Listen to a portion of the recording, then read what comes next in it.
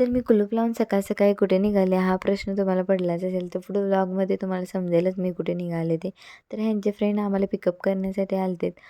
तर आम्ही सगळेजण कारमध्ये बसलो आणि पुढच्या प्रवासाला सुरुवात झाली. तर मी निघाले होते माझ्या चुलत दिरांच्या लग्नासाठी.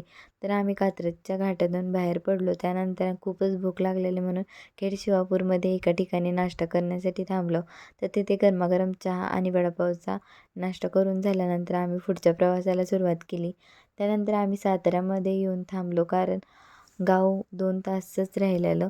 त्यानंतर आम्ही गावी पोचलो फायनली आणि गावी पोचल्यानंतर एक वेगळाच आनंद आला चेहऱ्यावर कारण खूप दिवसांनी आम्ही घरी आलो आणि घरच्या सगळ्यांना बघून खूपच आनंद झाला होता आणि माझ्या सासूबाईंनी आल्याला आमची दृष्ट काढली. त्यानंतर आम्ही घरामध्ये गेलो आणि इथं बघा ध्रुवाची आणि तिच्या आजीची खूपच माया चालू होती एकमेकींना. तर भेटूया नेक्स्ट व्लॉगमध्ये.